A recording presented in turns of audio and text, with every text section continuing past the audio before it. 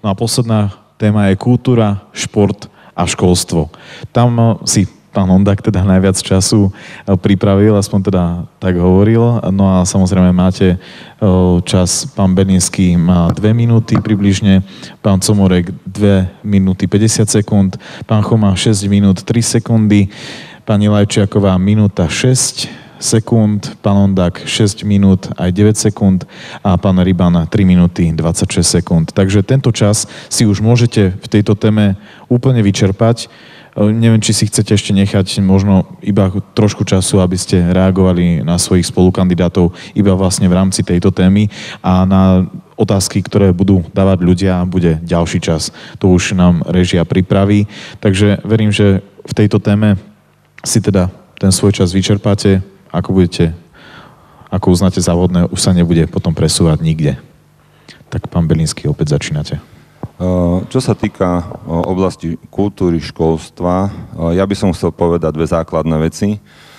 Tam narábame s prostriedkami, ktoré máme vo vlastnom rozpočte z podielových daní, ale máme šancu teda vyčerpať ten IROP, ktorý tu bol spomenutý. To, čo mňa ale trápi, pretože tak ako všetci rovnako platíme dane, a ako rodičia, ako občania mesta máme právo, aby sme dostávali tieto podielové dane spravodlivo, čo sa týka financovania oblasti kultúry, školstva. A tam chcem povedať, že ja som absolútne proti tomu, ako sa narábalo s Centrom voľného času Žirafa. Pokiaľ ja budem primátorom, tak budem presviečať poslancov, aby rovnako spravodlivo boli financované všetky mestské zariadenia, súkromné aj cirkevné. Jednoducho všetci rodičia alebo užívateľia rovnako prispievajú do štátneho rozpočtu, preto tieto prostriedky musíme rovnako dostať a dorovnať to. Škoda, že nemáme celú legislatívu v rukách, ale tam by možno viacej povedal šéf výboru pre verejnú správu, pán Choma, aby sme nastavili v našom štáte spravodlivosť. Ďakujem. Čo sa týka športu, k tomu sa nevyjadrite? Čo sa týka športu, pozrite sa, je to nadstavba našej spoločnosti, samozrejme, pozerám na tie hodiny, jednoducho tam by som chcel robiť tak, aby to bolo spravodlivé aj v oblasti grantových schém. Dotknem sa jednej oblasti, ktorá tu nebola komunikovaná, spôsob, ako je financovaný napríklad v Žiline hokej. Jednoducho som za to, aby sme z mesta financovali štadión, ale som proti tomu, aby bolo záväzkom mesta, či bude naše Ačko hrať prvú ligu, druhú ligu alebo tretiu ligu, hlavne keď tam chodí 400 ľudí. Čiže jednoducho tam tiež treba narobiť poriadok. Toľko asi. A z hľadiska priorit veľmi mi záleží na mládeži. Pokiaľ budeme dávať prostriedky do mládeže, som za.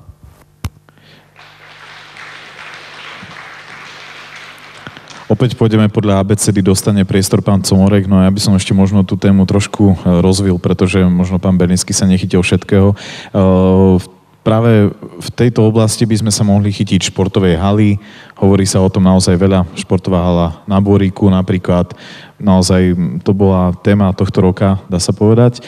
Taktiež mohli by sme sa porozprávať o kultúrnych udalostiach, neviem, napadajú ma práve v tejto chvíli staromestské slávnosti, že či by sa napríklad takéto veci zachovali pri teda niektorých kandidátoch, alebo teda aj súčasný primátor, ako to myslí ďalej, prípadne boli ďalšie témy ohľadom zlučovania škôl, toto sa riešilo v uplynulom volebnom období a taktiež aj Centru voľného času Žirafa. K tomuto by ste sa mohli, milí kandidáti, vyjadriť. A pán Comorek, máte priestor. No keďže mi odišli 2 krásne dámy tu vpredu, pred chvíľkou, tak chcel som povedať, že dôležitá je práca s mládežou, ako povedal pán Belinský, ale myslím si, že nemusíme vyprávať o nejakých veľkých prostriedkoch do nejakých veľkých projektov ísť. Myslím si, že v Žiline je hodne škôl, ktoré patria buď pod Vúcku alebo pod mesto, ktoré majú športoviská, ktoré bývajú niekedy uzatvorené. Pokiaľ by mesto vedelo prispieť nejakými prostriedkami na nájom, mohli by sa tieto športoviská otvoriť pre našich mladých, čiže netreba hneď rátať s nejakými obrovskými peniazmi.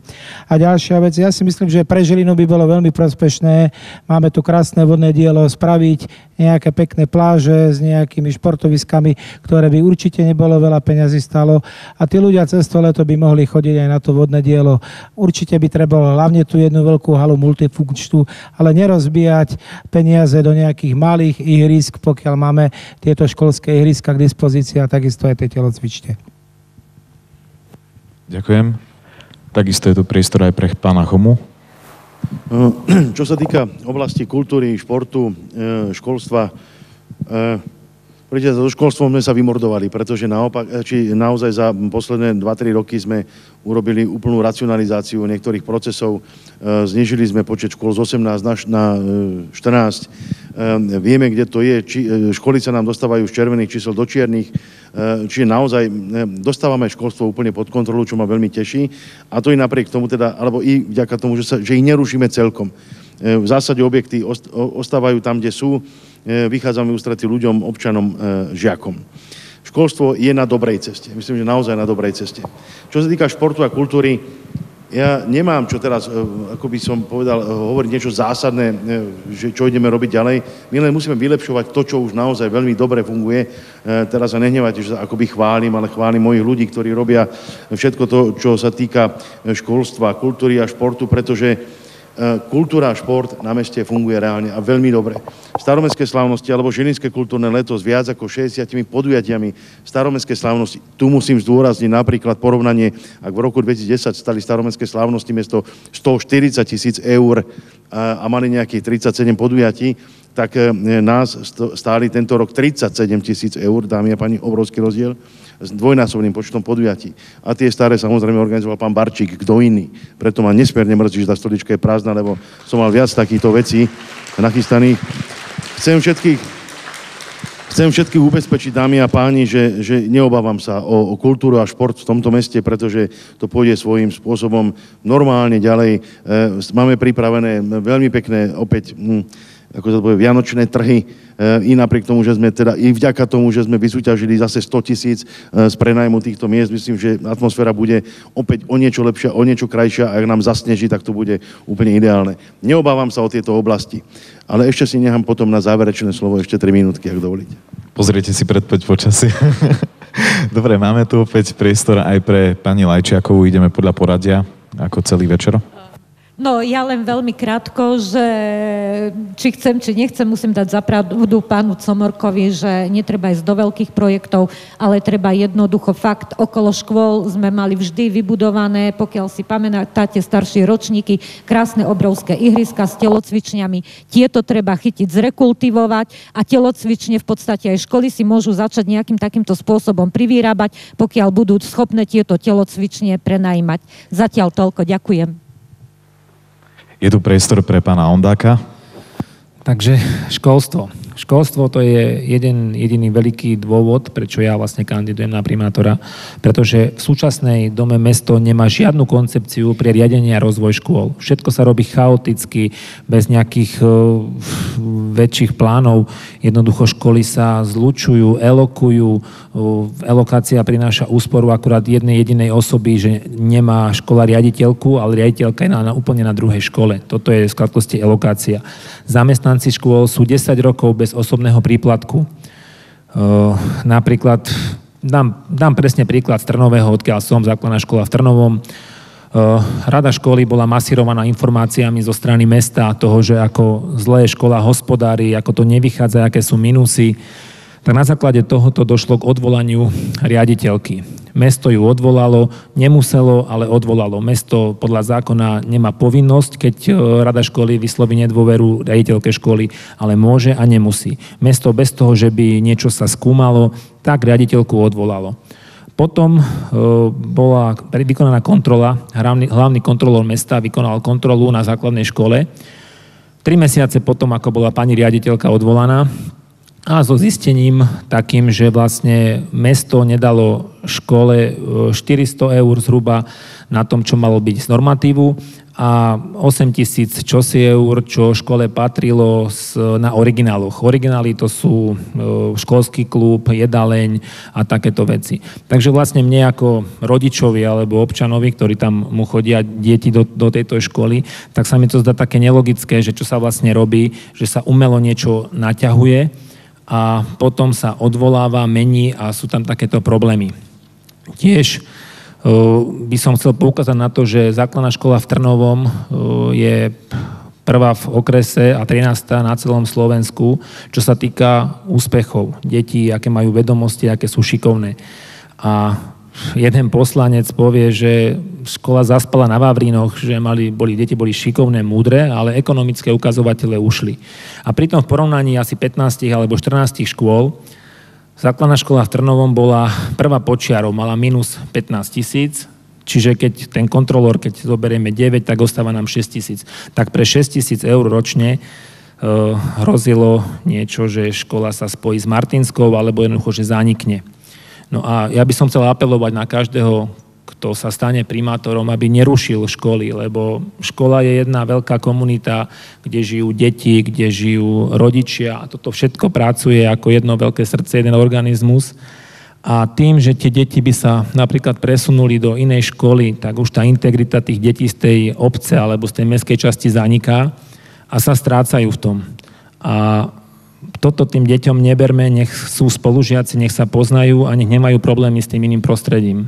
Toto by som ja chcel na hoci ktorého z vás apelovať, kto vyhrá, alebo z nás, kto vyhrá toho primátora, aby tie základné školy zostali a jediný výstup tej základnej školy boli múdre, šikovné deti a bez toho, že by sme sa pozerali nejako na peniaze. Ďakujem vám.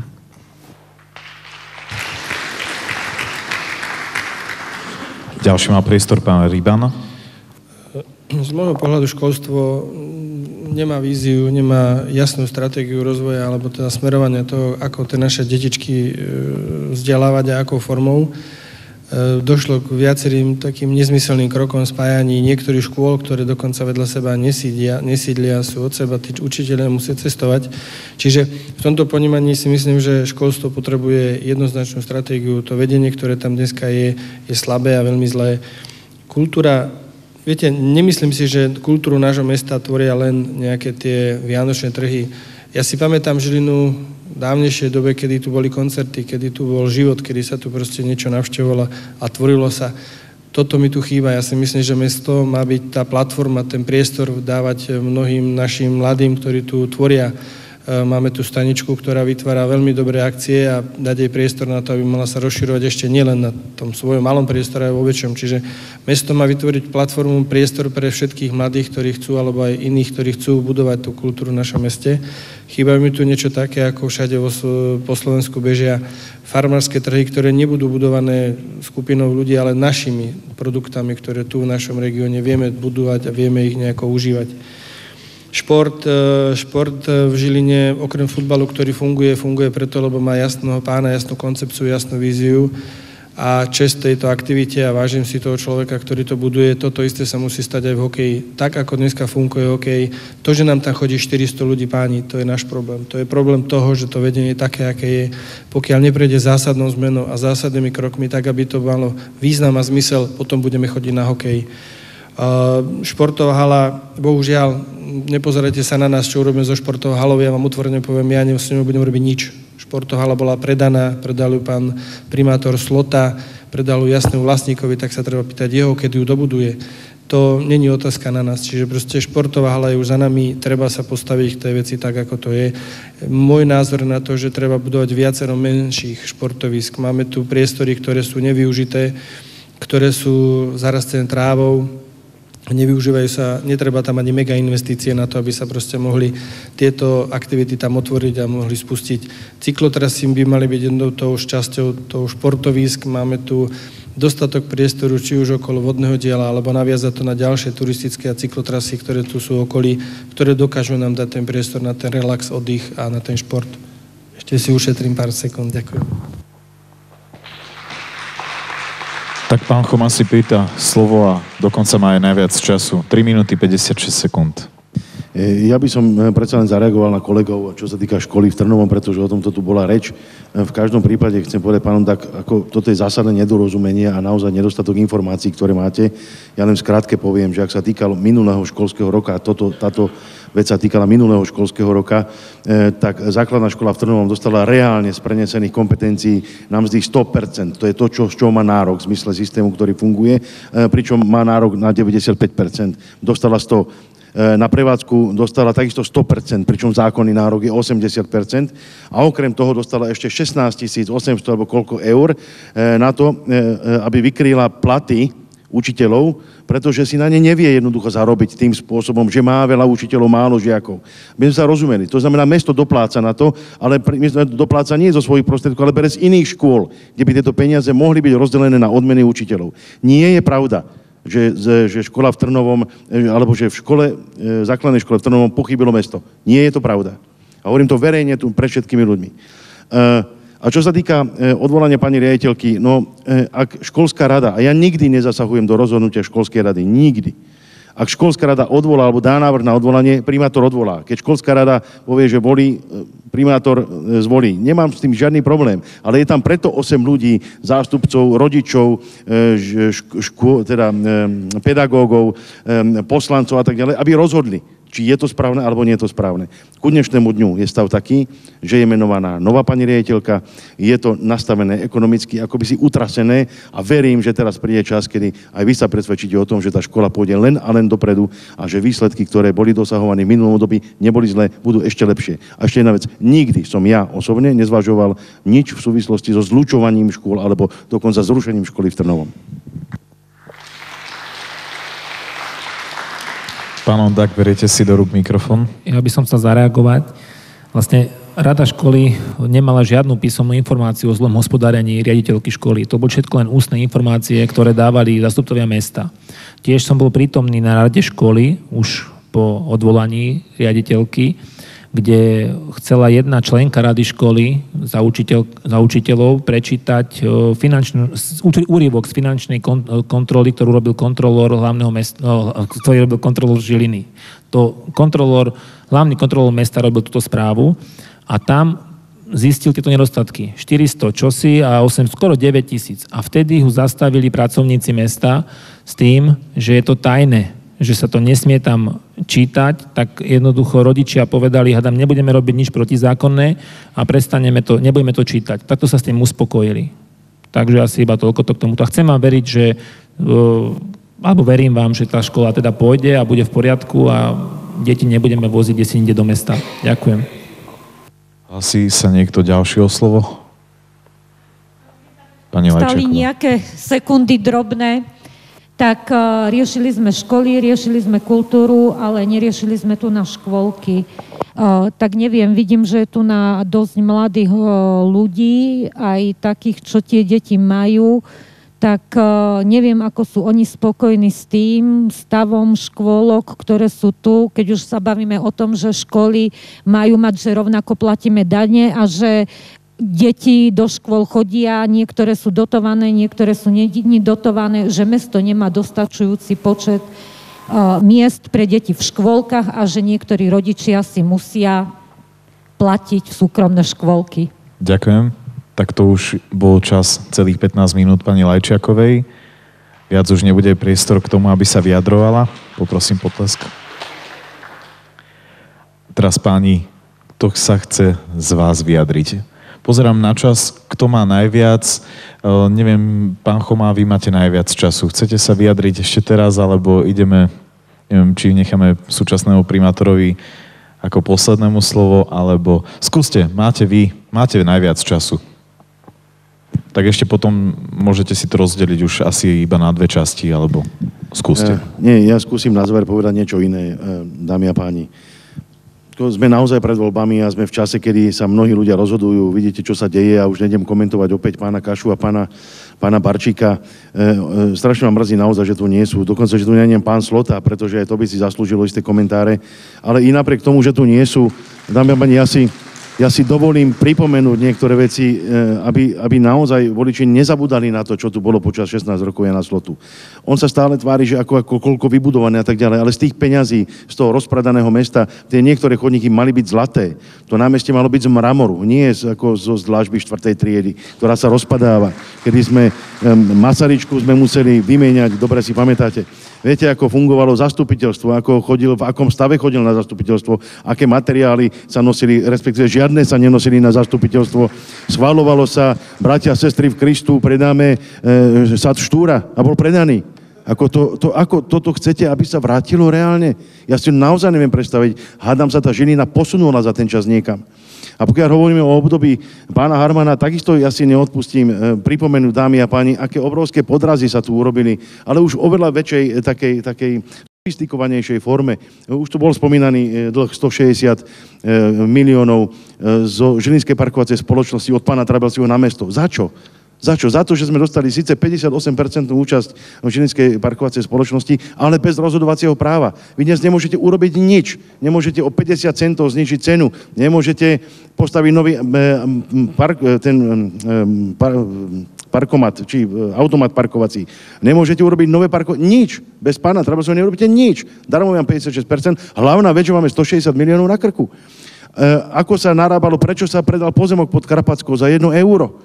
Nič sa tam nepostavilo, naozaj je tam dneska železná opacha, ktorú má povinnosť pán Trabelsi dokončiť. Pán Barčík ale už hovorí o tom, ako ju ide dostávať mesto. Prečo mesto? Pán Chomaj, prečo sme zase... myšlienku. Prosím, už som tu čo? Už ste cez čas, tak iba poprosím dokončiť myšlienku.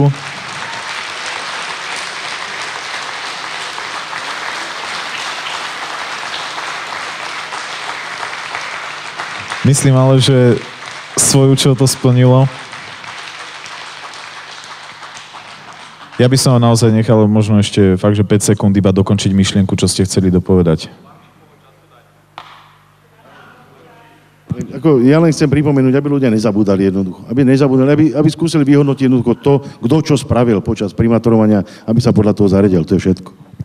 Ďakujeme veľmi pekne, že to bol už čas Igora Chomu. A ďalší sa hlási o slovo pán Rybana. Ja by som snad dokončil tú myšlienku. Ja som povedal memorandum 1, existuje návrh, ja som to nazval, že memorandum 2. Je to presne o tom, že si treba všimnúť, a ja som to aj vytkol nášmu protikandidátovi, prečo opäť chceme stávať na Karpatskej za niekoho z privátnych zdrojov, ktorý proste sa rozhodol, kúpil za 1 korunu pozemok 15 000 m2, prečo chceme za ňu dostávať niečo. Opäť budeme robiť memorandum 2. Ja mu len doporučujem, že o 500 metrov vyššie je taká istá súkromná opacha, je to bývalý objekt VUVT, ako poznáte všetci. Prečo tam nechce vybudovať sociálny dom, sociálne starostlivosti pre občanov? Je tam veľký priestor, preto by tam mohli vybudovať stravovanie pre starších občanov. To je ďaleko lepší priestor, ďaleko lepšie využitie, ako opäť využiť nejaký ten súkromnú opachu alebo využiť niekoho investície mesta. Ďakujem. Ďakujeme aj pánovi Igorovi Rybanovi. Pozerám na ten čas. Najviac má opäť pán Štefan Comorek v tejto chvíli. Tak bol by som rád, ak by ste využili ten priestor. Vy, ideme podľa toho času. Kto má koľko? No ja vám poviem jedno veľké skryté tajomstvo. Pokiaľ ste si všimli, pán Kaša neodozdal hlasy pánovi Barčíkovi, ale na všetkých plakátoch ukazuje takto. Číslo 3 a to je moje volebné číslo. Takže všetko bolo jedno veľké divadlo a doporučujem vám všetci, aby ste volili číslo 3. Ďakujem.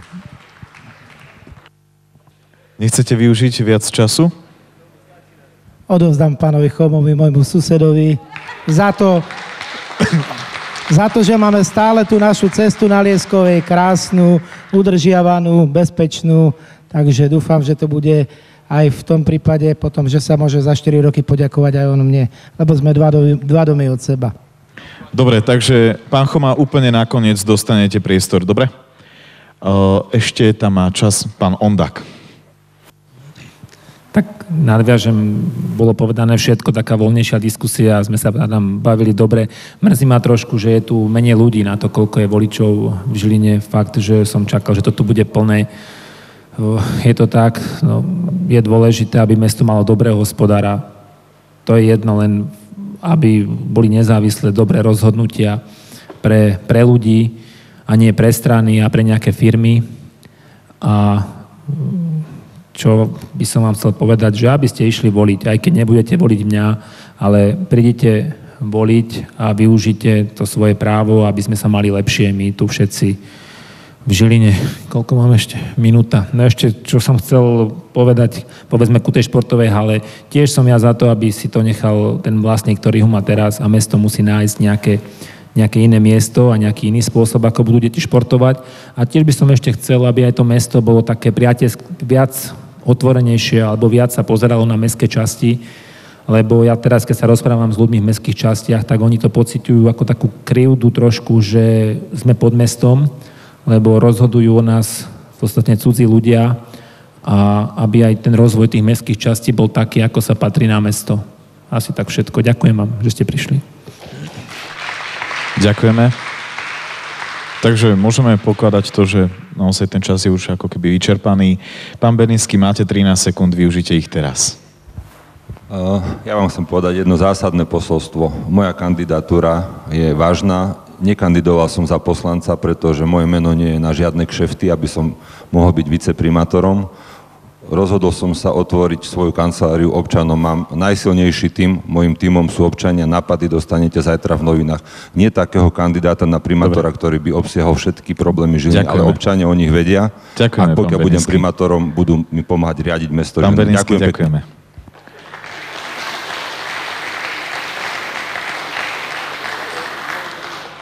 Pán Choma, máte čas pána Comorka. Môžete ho využiť, minúta 18. Ďakujem veľmi pekne, Štefan Sused, za tento čas. Dámy a páni, ale ja ho chcem využiť spomienkou na jednu udalosť, ktorá bola v roku 2012, kedy som sa aj prvýkrát stretol s pánom Trabelsím. Bola to diskusia o tom, ako mesto môže predať pánovi Trabelsimu sad SNP, to je ten pri starom Tesku, plus chodníky okolo SNP. Ja som vtedy povedal, že pokiaľ ja som primátorom, nikdy sa nič podobné nemôže stať a nikdy nepredáme takéto pozemky. A myslím si, že od tej chvíle, pretože pán Trabel si vtedy povedal, dobre, ja počkám na iného primátora. Myslím si, že od tej chvíle začal robiť všetky tie kroky, o ktorých aj dnes sme svedkami. A prosím vás, neverte akýmkoľvek nezmyslom, sprostostiam, verte ľuďom, ktorí okolo mňa sú, ľuďom, ktorí ma poznajú, že ja neciganím, neklamem. Urobil som veľmi veľa, svojho času som venoval na to, aby sme dali mesto nejako do poriadku a teraz by som veľmi chcel, aby sa dostalo minimálne do dobrých rúk niektorého kandidáta, ale chcel by som, aby sme vedeli pokračovať v tom, čo sme začali. Žilina si nezaslúži zlého primátora. Ďakujem pekne.